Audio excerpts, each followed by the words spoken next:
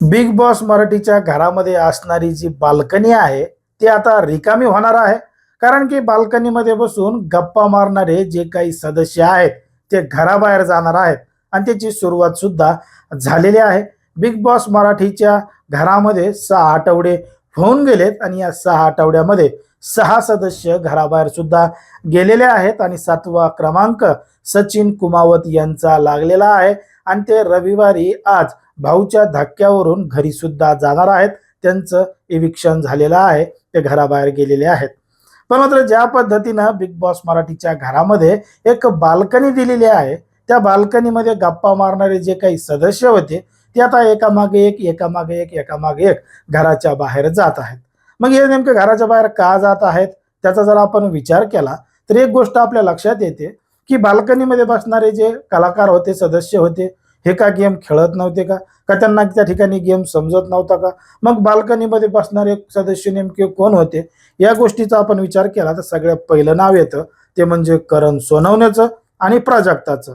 हे दोघं जण सतत आपला बाल्कनीमध्ये दिसत होते. मग यांच्याबरोबर त्या ठिकाणी सचिन कुमावत जात होते, संजीव जात होता, ओमकार राऊत जात होता, त्या ठिकाणी राधा पाटील सुद्धा जात होती आणि अशा पद्धतीचा त्यांचा एक वेगळाच ग्रुप तयार झालेला होता. मग ते सगळे बाल्कनीमध्ये बसून डिस्कस करायचे, याचं कसं झालं, त्याचं कसं झालं, म्हणजे गेम कसा खेळायचा, गेमची स्ट्रॅटेजी काय असली पाहिजे, कशा पद्धतीनं खेळलो तर आपण जिंकतो, या गोष्टीचा विचार न करता प्रत्येक गेमचं फक्त ॲनालिसिस करायचं. कसं झालं, काय झालं, कोण कसं आहे, कोण कसं आहे, यावरच फक्त चर्चा करायची.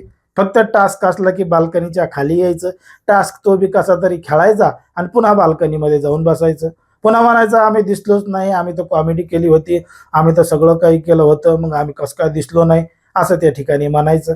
मग जे जे बाल्कनीमध्ये बसत होते ते आता घराबाहेर गेलेले आहेत आणि आता सचिन कुमावत यांचा सुद्धा नंबर लागलेला आहे. पण मग त्याच्या सगळ्या सदस्यांना बाल्कनीमध्ये घेऊन बसत होती त्या सदस्याचं नाव आहे ती म्हणजे प्राजक्ता. आता प्राजक्ताचा सुद्धा नंबर सचिन कुमावत यांच्या नंतर लागणार आहे आणि प्राजक्ता सुद्धा बिग बॉसच्या घराबाहेर जाणार आहे. मग आता बाल्कनीमध्ये बसणारे जे कलाकार आहेत ते सगळे घराबाहेर गेले तर मग आता बाल्कनीमध्ये कोणीच बसणार नाही असं देखील आपल्या या ठिकाणी वाटतं.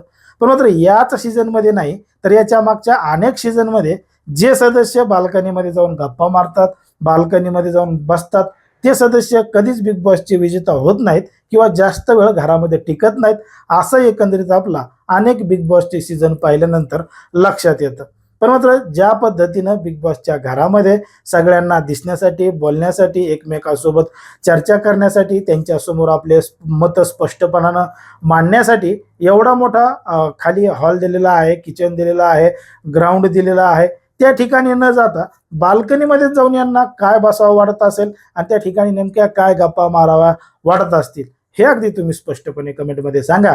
आणि ज्या पद्धतीनं आतापर्यंत बाल्कनीमधले सदस्य घराबाहेर गेलेत त्याच पद्धतीनं प्राजक्ता ह्या सुद्धा जातील का?